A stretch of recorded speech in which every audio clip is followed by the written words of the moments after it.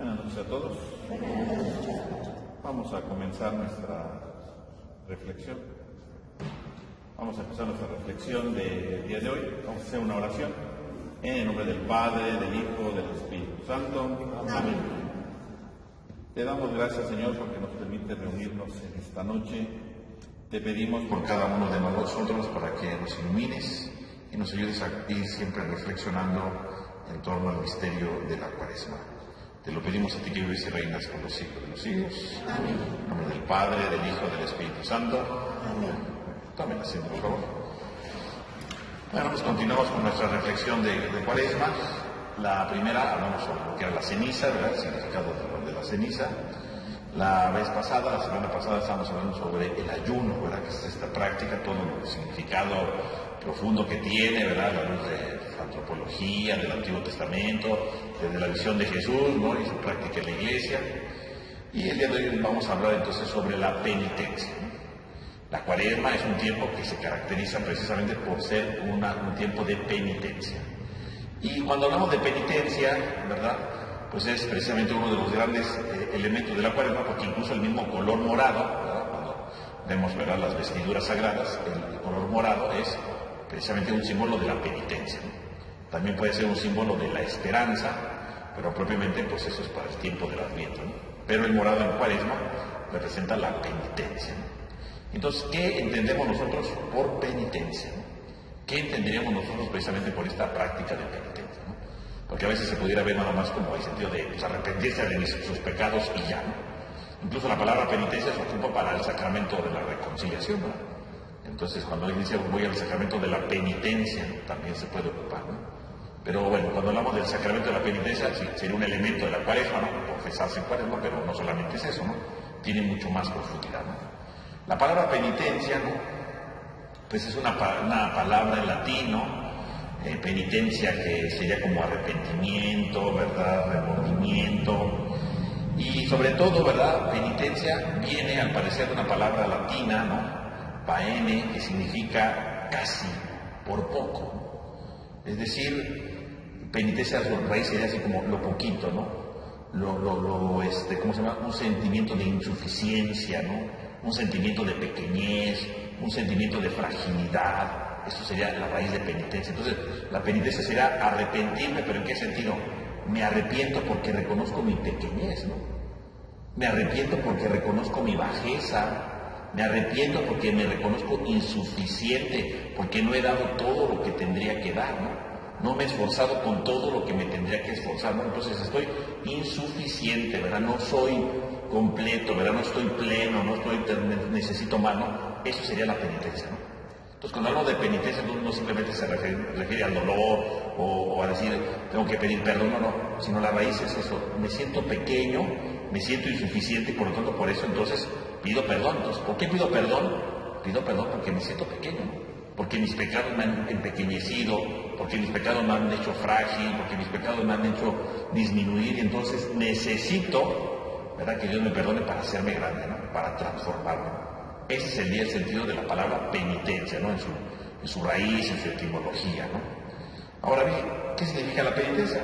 Bueno, pues el documento, ¿verdad?, que hablamos incluso la semana pasada, cuando hablamos del ayuno, ¿no?, de convertidos, ¿verdad?, del Papa Pablo VI, él habla aquí, ¿verdad?, de manera, ¿verdad?, no concreta diciendo es esto, sino poco a poco va desarrollando al inicio del documento diferentes elementos de qué podemos considerar penitencia, ¿no? ¿Cómo considerar la penitencia? Entonces, por ejemplo, él dice, ¿no?, cuando hablamos de penitencia, ¿no?, ¿qué significa?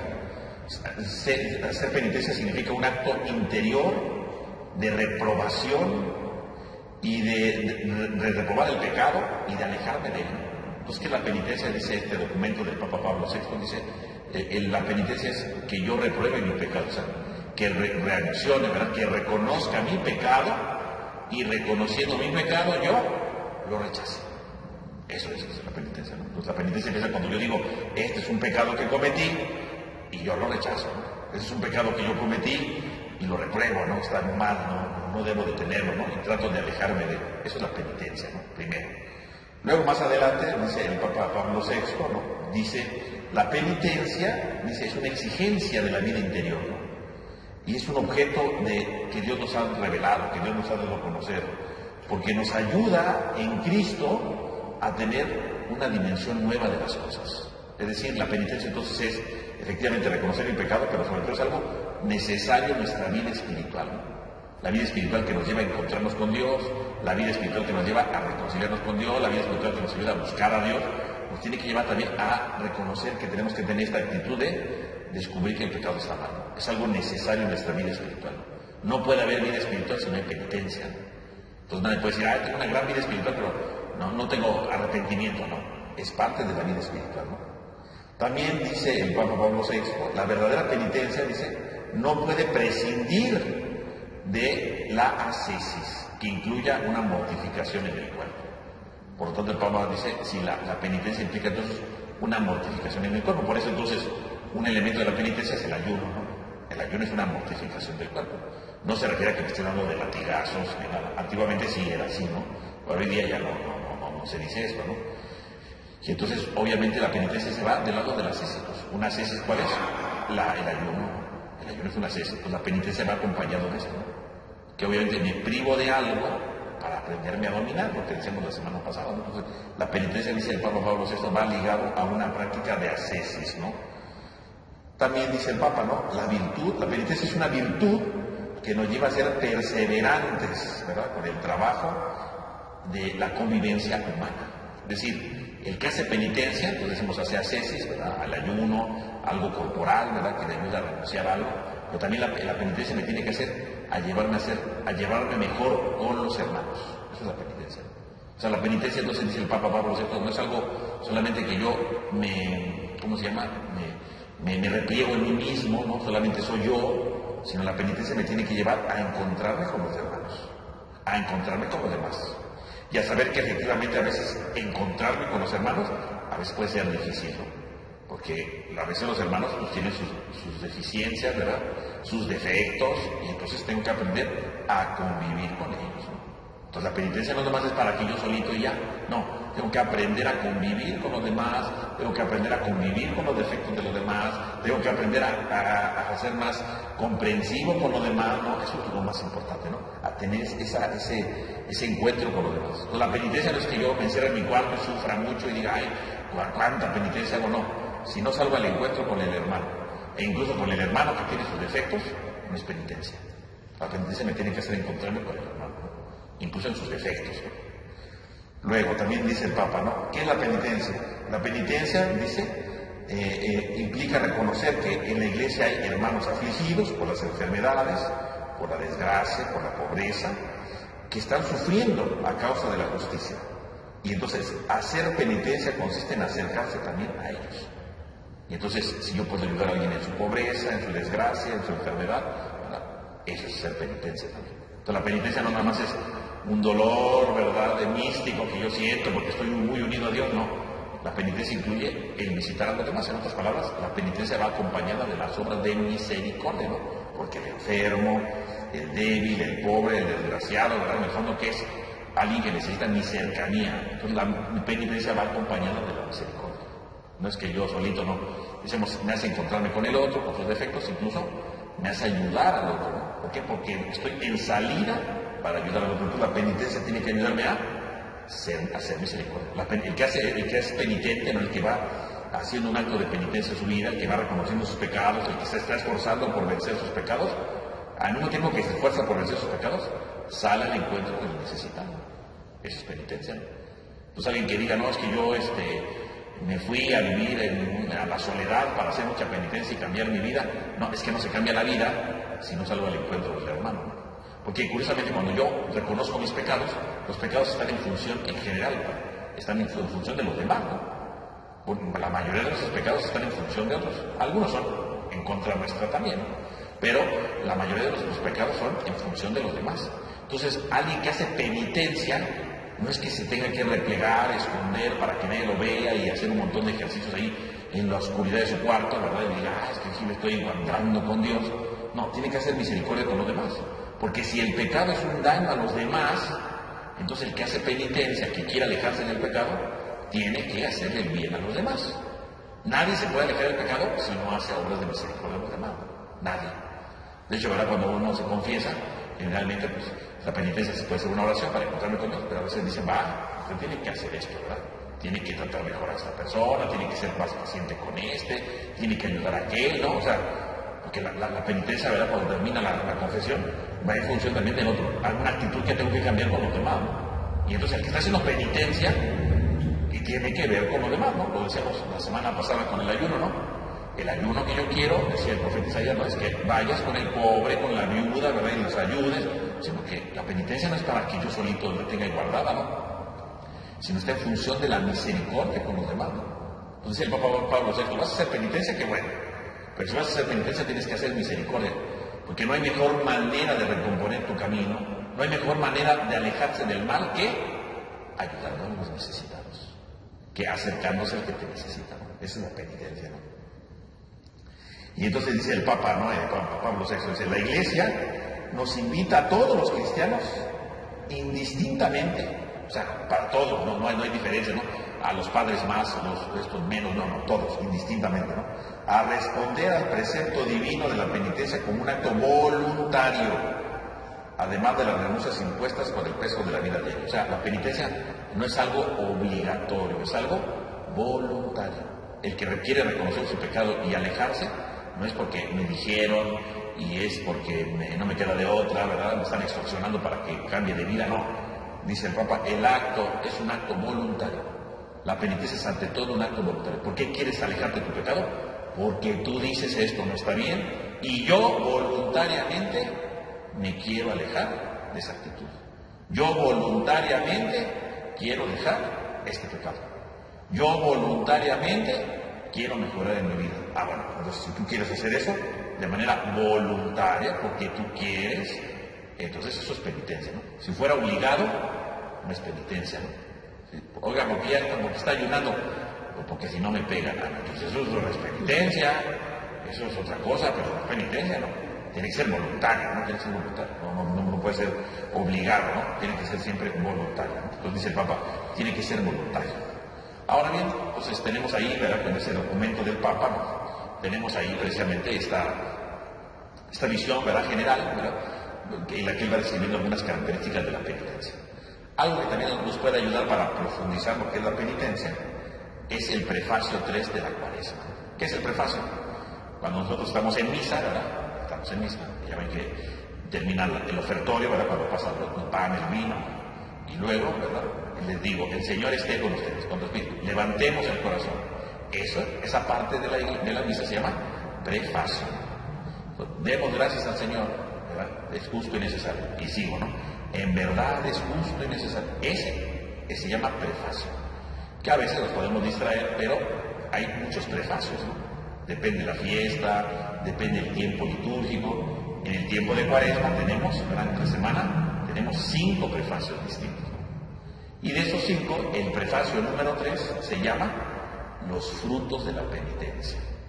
Por lo tanto, ese prefacio, que a veces podría pasar desapercibido, nos puede dar otra pista más para descubrir qué es la penitencia y por lo tanto cuáles son los frutos que debería de dar la penitencia, ¿no? Y entonces, ¿qué dice el prefacio 3? Dice, en verdad es justo y necesario, ¿no? Es nuestro deber y salvación darte gracias siempre y en todo lugar, Señor Padre Santo, Dios Todopoderoso y Eterno. Esa es la introducción, ¿no? Que siempre se dice en casi todos los prefacios, ¿no? Y luego viene el centro, ¿no? Que es justamente lo que habla de la penitencia. Dice, porque has querido que nosotros, pecadores, encontremos en nuestras privaciones voluntarias un motivo para bendecirte, ya que nos ayudan a refrenar nuestras pasiones desordenadas y al darnos ocasión de compartir nuestros bienes con los más necesitados, nos hacen imitadores de tu generosidad. Pues ahí está, ¿no? Ya luego sigue la conclusión, ¿no? Por eso con los ángeles te alabamos a una sola voz diciendo, ¿no? Y empieza el santo. Pero vean, aquí está la clave de todo. Pues aquí, fíjense, porque has querido que nosotros pecadores, ¿quién hace penitencia? Lo dice el prefacio, los pecadores, ¿no? Si alguien no tuviera pecado, no haría penitencia, ¿no? Como decíamos, ¿qué es la penitencia? Reconocer que soy pecador y querer alejarme de él. Entonces, nosotros, porque has querido que nosotros pecadores, ¿no? Dice, encontremos en nuestras privaciones voluntarias. Entonces ahí, ¿qué es una penitencia? Hacer penitencia es privarnos de algo, ¿no? Privarnos de algo, pero de manera, que decía el Papa, voluntaria, ¿no? Porque dice, nuestras privaciones voluntarias. Entonces, ahí nos dice el prefacio, toda penitencia es voluntaria, porque ahí está dice el Papa, ¿no? Dice, un motivo para bendecirte. Entonces, fíjese, la penitencia es una privación, pero ¿para qué? Para bendecir a Dios. Cuando tú haces ayuno, bendice a Dios. Cuando tú haces una obra de caridad, bendice a Dios.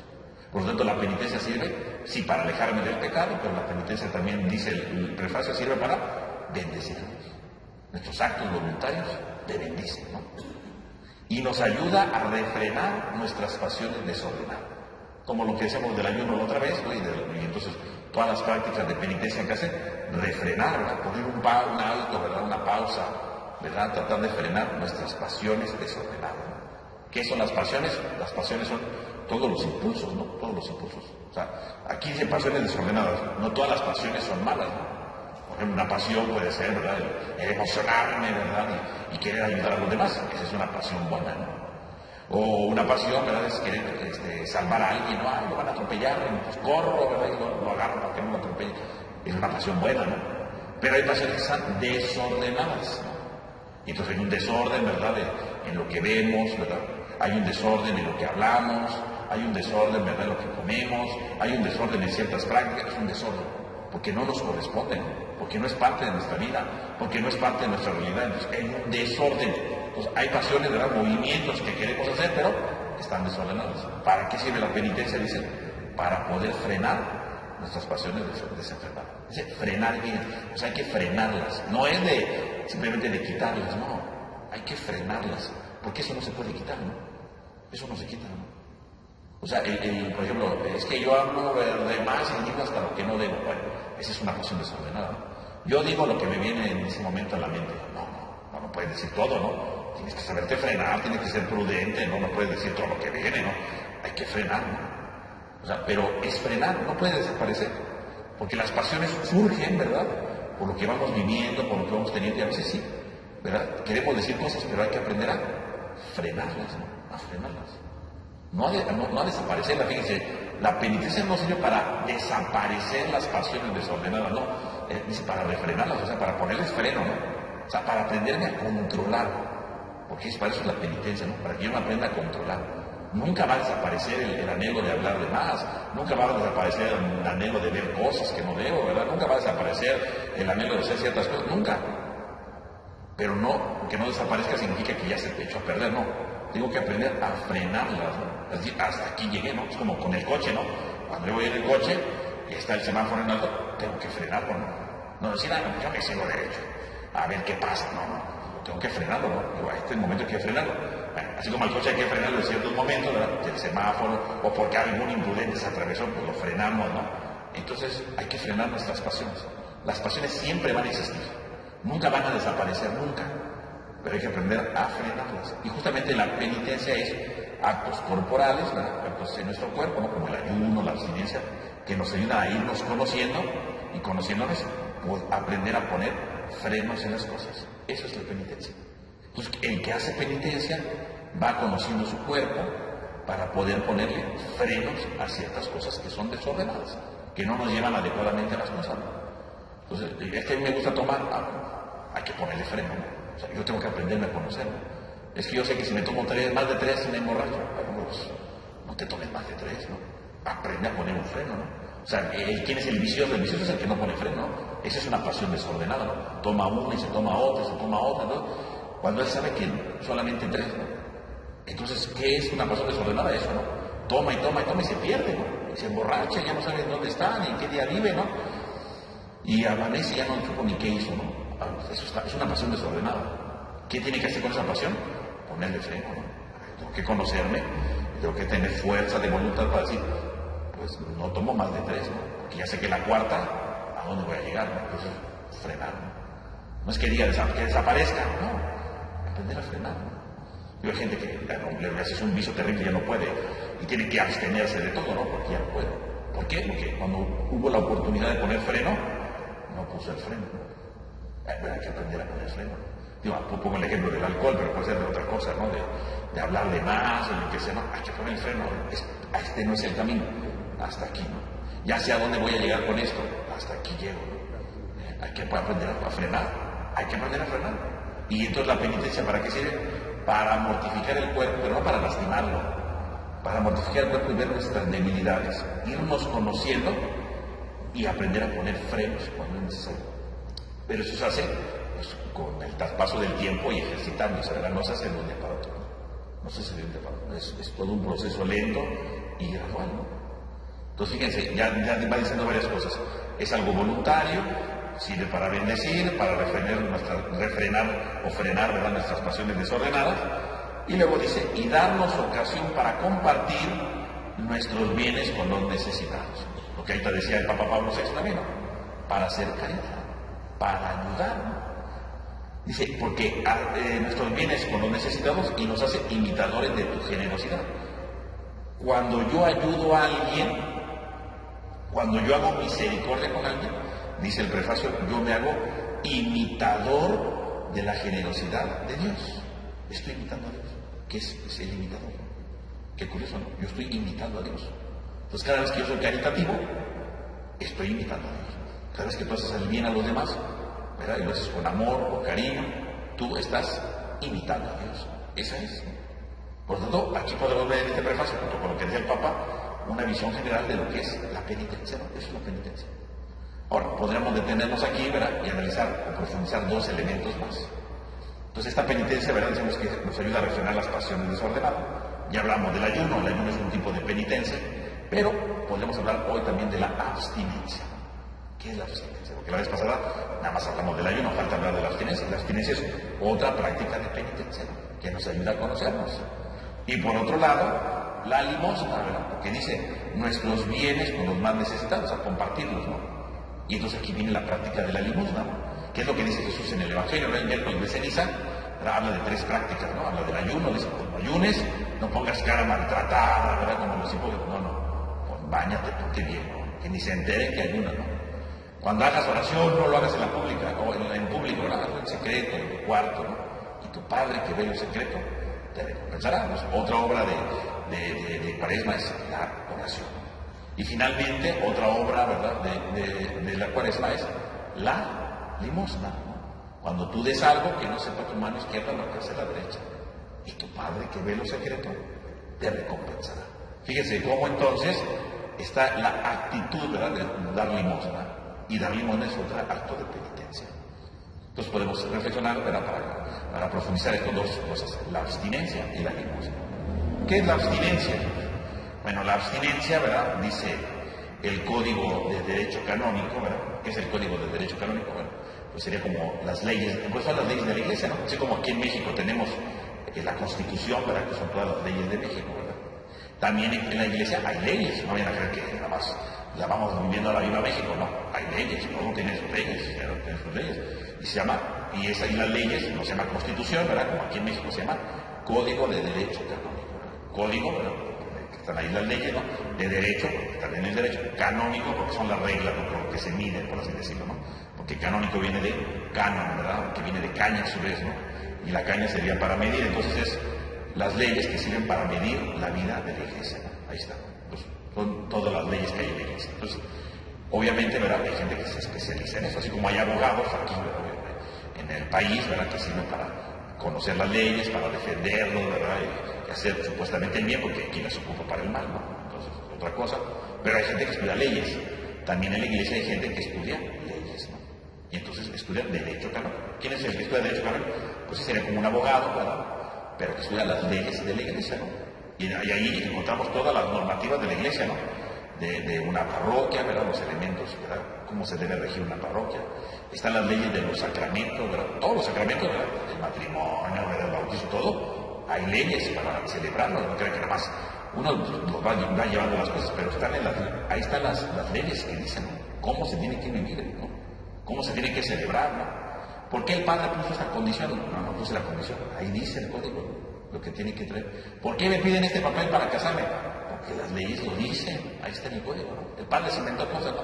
Bueno, hay unos que se inventan cosas extras, pero en general ahí vienen las normas, todo. Y si no se hizo de tal manera, resulta ser que a lo mejor algo no es válido, ¿no? Ahí viene todo, en el Código de Derecho también vienen todas las leyes para cada uno de los sacramentos, viene, ¿verdad?, para la situación del gobierno, cómo debe de gobernar el obispo, cómo debe de vivir el párroco, todo viene en el Código de Derecho.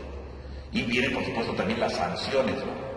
Si alguien hace cierta cosa, ¿qué sanción le corresponde? ¿Qué tiene que hacer? Y si quiere el perdón, ¿qué debe de hacer? ¿No? Y viene todo viene ahí, ¿no? Y en medio de todo esto, vienen las normas para la abstinencia. ¿Qué dice el Código de Derecho Canónico sobre la abstinencia? Dice, en la Iglesia Universal son días y tiempos penitenciales todos los viernes del año y en el tiempo de la Cuaresma. Dice, todos los viernes, a no ser que coincidan en una solemnidad, debe guardarse la abstinencia de carne o de otro alimento que haya determinado la conferencia episcopal. Ayuno y abstinencia guardarán el miércoles de ceniza y el viernes santo. Están las leyes, ¿no? Pues ahí está. Dice, la ley de abstinencia obliga a los que hayan cumplido 14 años. Entonces, a partir de los 14, todos hacen abstinencia, todos.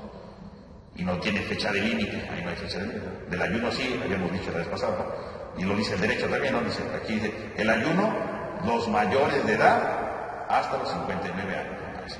Pues tú cumples los 59, ya no estás obligado al ayuno.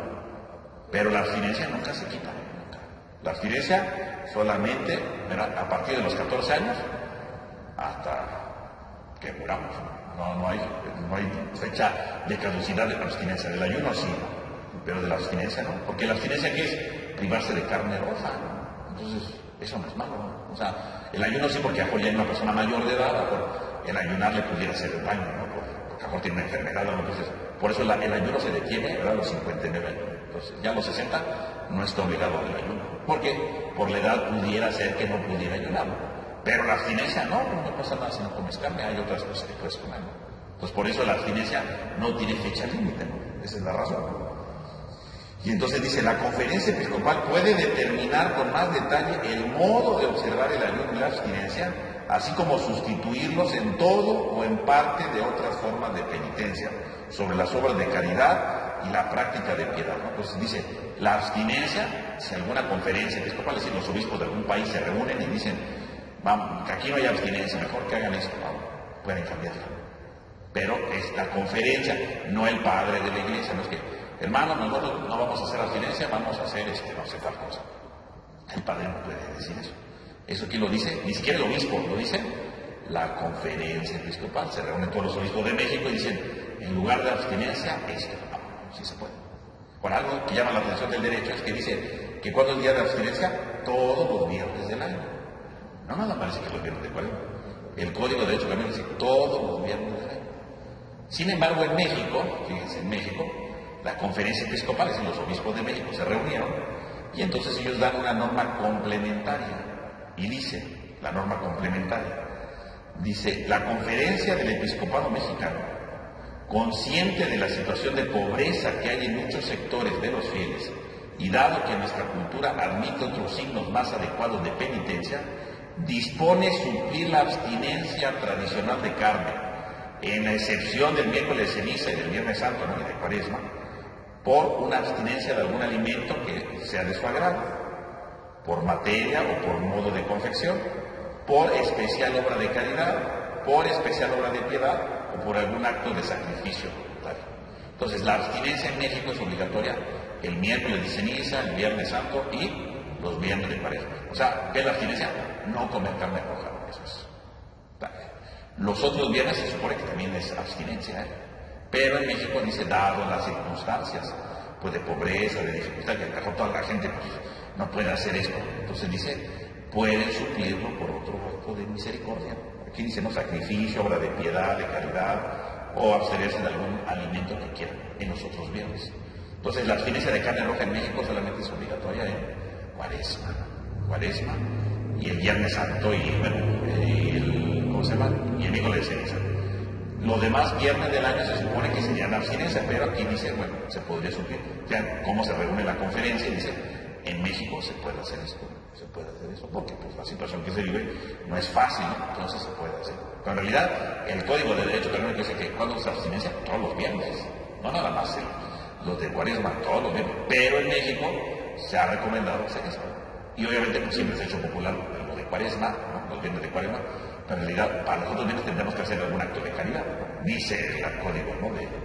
Perdón, dice las normas de la conferencia episcopal, ¿no? Entonces, para que ustedes sepan, ¿no? Ahora, ¿de dónde viene lo del pescado? ¿No? Como dice, bueno, es que hay que comer pescado. Efectivamente, se prohíbe comer la carne roja. La carne roja, bueno, tiene mucho tiempo que se había previsto, ¿verdad? Porque la carne roja era vista como un alimento de lujo, ¿no? Entonces, además, pues, era como no comer este tipo de carne, ¿no? Entonces, por eso se había prohibido comer carne roja, pues como un alimento de lujo. Ahora bien, lo del pescado, bueno, porque es muy popular comer pescado este día, ¿no? El pescado, existe una leyenda, ¿verdad? Porque no hay nada escrito oficialmente, ¿no? Hay muchos historiadores que investigan y dicen, pero no hay ningún como tal, un documento que diga, aquí dice, ¿no? Aquí dice, no dice. Pero dicen los historiadores, ¿verdad?, que el Papa Julio II, ¿no?, que vivió por ahí del 1503, ¿no?, él, ¿verdad?, explícitamente promovió que los viernes, en lugar de comer carne roja, se comiera carne de pescado. Esto, ¿verdad?, motivado precisamente por los pescadores, ¿verdad?, que no era tan común comer pescado en aquel tiempo, ¿no? Bueno, tampoco, la gente muy pobre no tenía ni la carne roja, ¿eh? Pero bueno, entonces se empezó a promover que se comiera más pescado. Eso es lo que dice, no hay ningún documento oficial. Dicen, ¿en qué carta dijo el Papa? No hay nada. Es una leyenda, una tradición que se cuenta. Incluso dicen que hay otros papas antes de él que también lo habían dicho, ¿no? Pero el que es más famoso es el Papa Julio II, que le dijeron, dígales que coman pescado, ¿no? Porque el pescado no se consumía tanto, ¿no? Solamente se consumía en las costas, ¿no? Pero, pues obviamente, pues, para que hubiera más producción, más trabajo, pues se supone que el Papa Julio II les dijo, hey, mejor coman carne de pescado los viernes en lugar de la carne roja. Entonces se supone que él la suplió, y de ahí viene la tradición, pero es una leyenda. Si me dicen, padre, denos bibliografía, no tengo, no hay. Bueno, hay libros de historia que siempre están en inglés, ¿no?, donde hablan de esto, pero en realidad, un documento del Papa no existe, ¿no? Que digan, el Papa dice, digo esto, no existe, solamente está la leyenda que se le atribuye a él, que supone que los comerciantes del pescado le propusieron esto, ¿verdad?, y lo convencieron, y él dijo, comamos pescado, y de ahí viene, se supone que la idea de que hay que comer pescado justamente los viernes de Cuaresma, ¿no? Esa es la cosa que se tiene, ¿no? Y de ahí vendría esto, pero ciertamente es una tradición que se está haciendo poco a poco y de manera gradual en la iglesia, ¿no? Es decir, si no puedes comer carne roja, bueno, pues come carne de pescado. Pero ciertamente en la antigüedad también no crean que había tanta carne roja como hoy, ¿no? Hoy sí vamos al súper y hay carne roja por todos lados, ¿no? Pero en la antigüedad pues no, era muy difícil, ¿no? Porque hoy día en realidad es por todas las cosas, ¿verdad?, de alimentación que hacen, ¿verdad?, y de fertilizantes que existen hoy día, ¿no?, que puede haber mucho ganado y por lo tanto puede haber mucha carne. En la antigüedad no había tanto ganado, ¿no? No todos podían comer carne, ¿no? Entonces, no es que todo el mundo se privaba de la carne roja, había quien ni la comía o la comía una vez al año, ¿no? Entonces, es difícil, ¿no? Pero bueno, entonces, obviamente hoy ha crecido mucho la producción de carne roja, ¿no?, por el momento, ¿no? Entonces, obviamente, pues dice la iglesia, no te la comas, ¿no? Claro, uno puede decir, ¿la puedo sustituir por un acto de caridad? Pues se puede sustituir, lo dice la conferencia, ¿verdad?, lo dice el derecho canónico, pero pues es una manera precisamente de descubrir, ¿verdad? Porque si alguien dice, pues no me comí la carne roja, pues ya, pues nada más se queda como una mera práctica superficial. Puede decir, a ver, no me comí la carne roja, ¿qué significa eso? Pues que debo de hacer caridad, ¿no? Y además no me como la carne roja, entonces se supone que es una actitud, ¿verdad?, interna de reconocer, ¿verdad?, hoy no me comí la carne roja, ¿no?, o no me comí algo que yo quería, que me gusta, es para conocer, decimos, mi cuerpo, ¿no? Y conociéndolo puedo aprender a frenar, decía el prefacio, las pasiones desordenadas. Ese sería el objetivo. Pero hay gente que ni se da cuenta de nada, porque se echó unos camarones y ni en cuenta, ¿verdad? Y entonces no sirve de nada la abstinencia, ¿no? La abstinencia tendría que llevarme a reflexionar, ¿por qué dejé de comer esto y estoy comiendo esto, ¿no? Y decir, ¿cómo va mi cuerpo, ¿no? ¿Cómo va mi vida? ¿Cómo van mis pensamientos? ¿Cómo va mi actitud, no? Esa sería como la idea, ¿no? Lo que interesa, ¿no? Pero bueno, a algunas personas ni se dan cuenta de eso. Pero eso sería en general el tema de la abstinencia, ¿no? Y por otro lado tenemos la limosna, ¿no? La limosna, que como decíamos en el Evangelio de San Mateo, ¿no?, en el miércoles de ceniza, dice que no sepa tu mano derecha lo que hace la izquierda, ¿no? La limosna. Y la limosna, pues, es un acto de penitencia, ¿no? Y entonces penitencia no porque dando algo me duele, me queda una moneda de 10 pesos, no, eso no es la limosna, ¿no? ¿Qué es la limosna? Fíjense, la palabra limosna En griego, ¿verdad? Se dice elemon. Y de ahí viene luego el latín, elemosine, y de ahí viene limosna. ¿Y qué es elemon? Misericordia.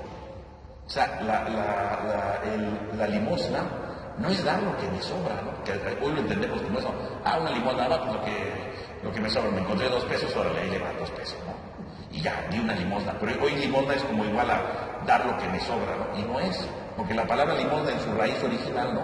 El emon es misericordia. Cuando ustedes ven en la Biblia, en el Nuevo Testamento, misericordia, está traducido la palabra el emon, y de ahí viene la palabra limosna. Entonces, ¿qué es una limosna? Limosna es hacer un acto de misericordia, ¿no? Darle a alguien con amor las cosas, eso es limosna. Es el sentido original que se ha perdido, ¿no? Porque hoy limosna es nada más dar una moneda, dar lo que me sobra, sobrar el cambio, ¿no? Hay una limosna, a ver, ay, pues bendito, no encuentro monedas, ¿no? Y están ahí rascando, ay, no encuentro nada, Dios mío. No me hagas dar este billete, que es lo que sobra. Bueno, eso no es. Limosna es un acto de misericordia con cariño, con amor, ¿no? Es eso. O sea, que lo que yo dé, si es una moneda, bueno, pues la doy con cariño, ¿no? No es que se la doy para que no esté molestando, ¿no? O la doy para que no diga, ¿no? O la doy porque me sobra, ¿no? No, lo doy con cariño, ¿no? O sea, si es una moneda, es una moneda. Pero lo hago con cariño, eso es limosna. La limosna es, entonces, dar algo, pero con misericordia, ¿no? Dar algo con bondad, dar algo con generosidad, con gusto, ¿no? Eso es limosna. Es un acto de amor, ¿no? Finalmente, ¿no? Entonces la limosna es esta capacidad que debemos de dar para entregarnos a los demás con cariño, con misericordia. Entonces la raíz de limosna es misericordia. Cuando tú das limosna, ¿qué estás dando? Misericordia. Si estoy dando lo que me sobra, pues no le llames limosna, es otra cosa, no, pero limosna, porque misericordia es un acto de misericordia, ¿no? Hablando de la etimología, ¿no? El Papa Benedicto XVI habla sobre la limosna, ¿no? Y dice, la limosna nos ayuda a vencer esta constante tentación, educándonos a socorrer al prójimo en sus necesidades y a compartir con los demás lo que poseemos por bondad divina. Las colectas especiales a favor de los pobres que se llegan a realizar en Cuaresma se realizan en varias partes del mundo y tienen esta finalidad: purificar interiormente como un gesto eclesial que se hacía desde la iglesia primitiva. Entonces, ¿qué dice el Papa Benedicto que es la limosna? Dice socorrer al prójimo. ¿Para qué? Para purificarnos, para no caer en el materialismo, ¿no?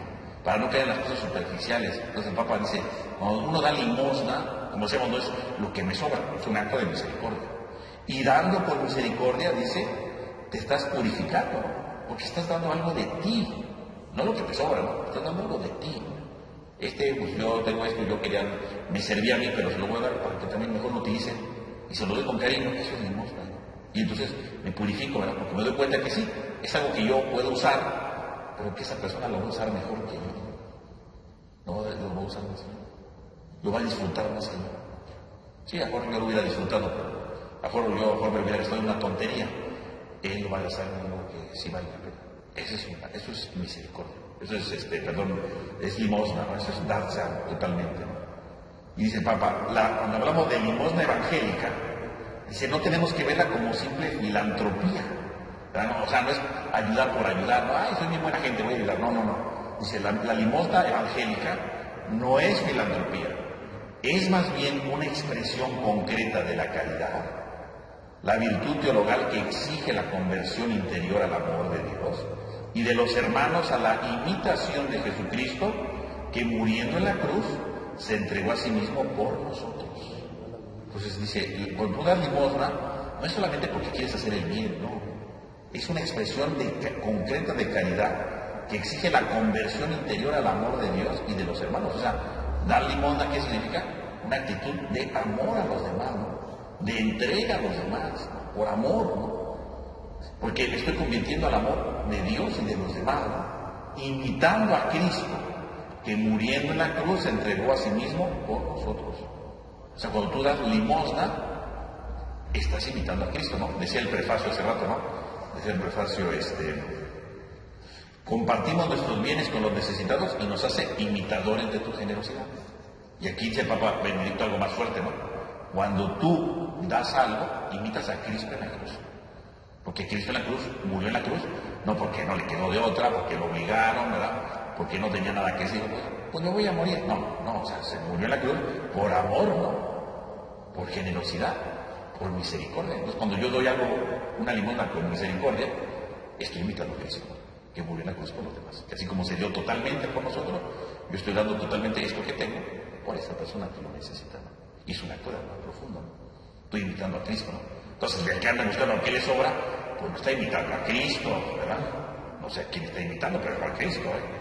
Pero, entonces, dice el Papa, tú cada vez que imitas, cada vez que das limosna, estás imitando a Cristo en la cruz, ¿no? Es una cosa muy bella, ¿no? Porque es la espiritualidad de esto, ¿no?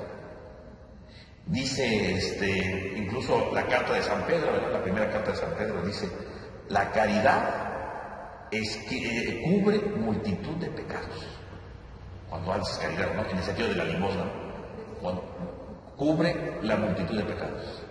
Es decir, lo que está diciendo la carta de Padre es cuando tú haces caridad por los demás, se cubren tus pecados, ¿no? Estás pagando, por así decirlo, entre comillas, tu cuota de pecados, ¿no? Dice un santo en el siglo III, sí. En el siglo III, San Cipriano de Cartago, San Cipriano dice, él tiene una obra sobre la limosna, él escribió una obra sobre la limosna, se dice, sobre las obras de caridad y la limosna.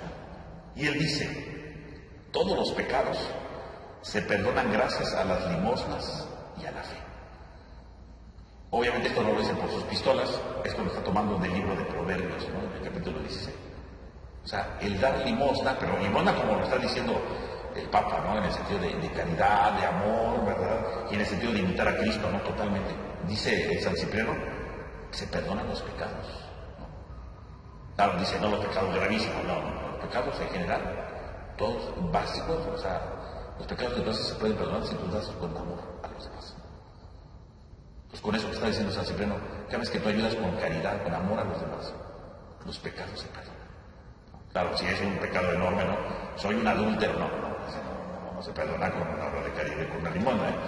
Maté a alguien menos, los pecados, es que me enojé, bueno, pero hago una obra de caridad, pero lo hago de verdad de caridad, con amor, ¿no? Se perdonan los pecados, porque cuando tú estás haciendo caridad te haces sensible a la necesidad del otro, ¿no?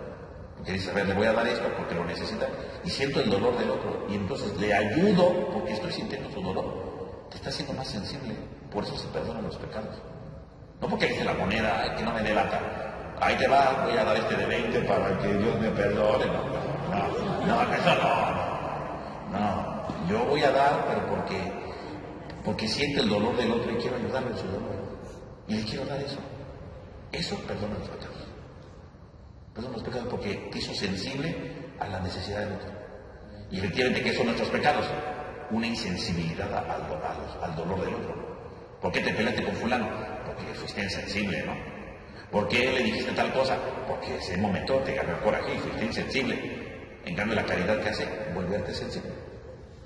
Y eso perdona tu pecado. Dice San Cipriano, inspirado en el libro de Proverbios. Entonces, la limosna borra los pecados. No los gravísimos, ¿no? Porque si leemos la obra, adelante dice, este no. Sí, para que no se vaya con la finta, ¿no? Entonces, y luego dice San Cipriano al final, ¿no? Dice, es la limosna que se da a Dios. Y dice, esta limosna que se da a Dios y que todo lo hace, merece gracias a Dios. Porque Cristo llama a las obras de misericordia dones que se hacen a Dios. O sea, cada vez que tú haces una obra de misericordia por alguien, se perdonan los pecados, pero dice San Cipriano, se le estás haciendo a Dios. Es finalmente lo que dice luego el Evangelio de San Mateo, ¿no? Cuando lo hicieron con uno de los más pequeños, conmigo lo hicieron. Efectivamente, cada vez que tú haces una limosna, se la estás dando a Cristo, se la estás entregando al Señor, ¿no? Esa es la clave de todo. Por lo tanto, la limosna nos ayuda entonces a purificarnos, ¿verdad?, de nuestra avaricia, nos ayuda a hacernos más sensibles a la necesidad del otro y incluso puede perdonar los pecados. Fíjese cómo entonces tenemos aquí esta idea general, ¿no?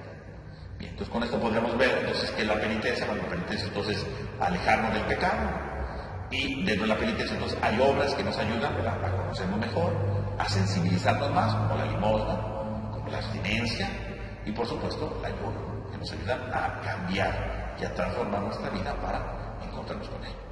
Por supuesto, también podemos decir que la oración puede verse, ¿no? Podría verse, no nada más sería este aspecto, la oración es mucho más grande, pero la oración podría verse como un acto de penitencia también, sobre todo en Cuaresma. Porque en realidad, ¿qué es la oración? La oración es un momento que yo doy especial de mi día para encontrarme con Dios. Y a veces implica un sacrificio. Porque a veces, no tengo tiempo, pero de repente busco un lugar y digo, no voy a dormirme sin hacer mi oración. Y hago un esfuerzo, ¿no? Para no dormirme y hacer oración. Puede ser un acto de penitencia. Puede, pero no hay que limitarlo, ¿no? La oración es mucho más amplia, tiene mucho más categorías, mucho más expresiones, ¿no? La vida espiritual, pero podría verse como un acto de penitencia, no en el sentido de sufrimiento, ¿no? Sino en el sentido de conocerme, ¿no? Porque el que hace oración, ¿verdad? Y empieza a buscarse un tiempo para encontrarse con Dios, está haciendo penitencia, porque está haciendo un espacio para refrenar, ¿verdad?, sus impulsos de dormirse o de perder el tiempo con una tontería para encontrarse con Dios. Podría verse como un acto de penitencia, ¿no? Por eso también la Cuaresma es un tiempo, se enfatiza, ¿no?, de la oración, y desde esa perspectiva se puede ver como un acto de penitencia, ¿no? Pues en el sentido de que estoy buscando un espacio para encontrarme con Dios. También podría verse ahí, aunque es mucho más amplio, ¿no? Porque en realidad la oración es una de las fuentes de la vida espiritual, pues tiene mucho mayor alcance, pero podría verse desde una de sus dimensiones como un acto de penitencia, ¿no? En cuanto a que yo estoy buscando una oportunidad, ¿no?, para encontrarme con Él. Y me privo de algo que a lo mejor yo quería hacer porque quiero estar con Dios. Entonces sería un acto de penitencia desde ese punto de vista, ¿no? Aunque, como digo, es mucho más grande, ¿no? Entonces, con esto tendremos de manera muy general pues una visión de lo que es la penitencia. No sé si queda alguna duda, alguna inquietud. Sí.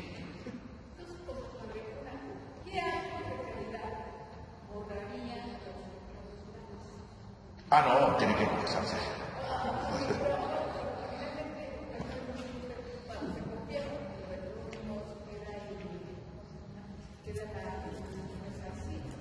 No, pero sí, todos los pecados que se confiesan, que queda de todos modos, se me fue la palabra, la huella, ¿no?, que es lo que borra la indulgencia, sí, pero tiene que confesarse de todos modos.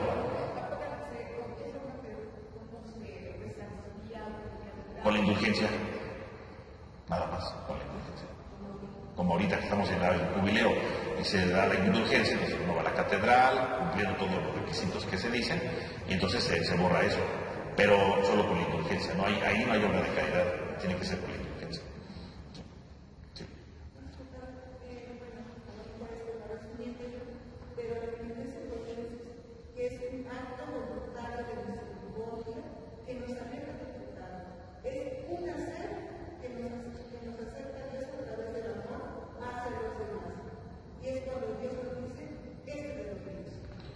Sí, exacto, es un acto de misericordia que nos aleja del pecado, que nos acerca a los demás, pero también que nos ayuda a conocernos, ¿no? Nos ayuda a conocernos para dominarnos, para frenarnos, como decía el prefacio. Sí, exacto, sí. Por ejemplo, si uno por costumbre o por lo que sea, dedica todas las noches a hacer oración, pero no precisamente para ser consciente que acercarse a Dios, limiten algo, o se vuelve bueno, todos los días, no, porque todos los días estamos en el por ejemplo. Y si uno no es consciente el acercarse a Dios, ¿hay un cambio en la intención? No, o sea, tiene que hacer su oración todos los días, pero digo, a lo mejor no es muy consciente de lo que está haciendo, puede ser. Pero aunque no sea consciente exactamente de lo que es la oración, pero sí es consciente que está dedicándole un tiempo, ¿no? Y ya con eso podemos verla desde la categoría de un acto de penitencia, ¿no? Porque independientemente de que diga, no he comprendido la grandeza de la oración, lo hago por inercia, pero de todos modos le está dedicando un tiempo a Dios, independientemente de lo que sea. Que a lo mejor sí tienen que purificar esa idea y ampliarla y profundizarlo, e incluso aprender a hacer mejor oración, sí. Pero aún así, si alguien dijera, pues yo todos los días termino mi día y le dedico 5 minutos, ¿verdad? Y de todo modo rezo mi Padre Nuestro y María María, aunque a lo mejor no entiende toda la grandeza de la oración, pero de todo modo está sacrificando 5 minutos de su día para dedicárselos a Dios. Está haciendo penitencia, ¿no? La dimensión de la penitencia. Ya no tendría una apertura más a la vida espiritual, porque obviamente le falta conocer más, pero por lo menos un acto de penitencia, sí, porque que diga, yo nunca me duermo sin hacer eso, eso ya significa que está haciendo un acto de penitencia. Sí, claro. Sí, sí. Muy bien. ¿Otra duda? No. Bueno, entonces vamos a concluir con una oración. En el nombre del Padre, del Hijo, del Espíritu Santo. Amén. Te damos gracias, Señor, porque nos has reunido en esta noche. Te pedimos por cada uno de nosotros para que nos ilumines, para que nos sigas fortaleciendo y vayamos dando mejores frutos en esta cuaresma. Te lo pedimos a ti que vives y reinas por los siglos de los siglos. Amén. En nombre del Padre, del Hijo y del Espíritu Santo. Amén. La próxima semana es Viernes de Dolores, entonces en lugar de la plática de cuaresma vamos a tener ¿cómo se llama? Un pequeño recital, ¿verdad? En honor a la Virgen de los Dolores, después de la misa de 7, entonces va a ser la misa de 7 en honor a la Virgen de los Dolores y luego vamos a tener el recital, ¿verdad? A la Virgen. Entonces en lugar de plática va a ser el recital. Y ya luego en Semana Santa, ¿verdad? Lunes, martes y miércoles santo, después de misa de 7 vamos a tener nuestras reflexiones de Semana Santa, ¿no? Para que lo tomen en cuenta. Pues que tengan todos una buena noche y descansen.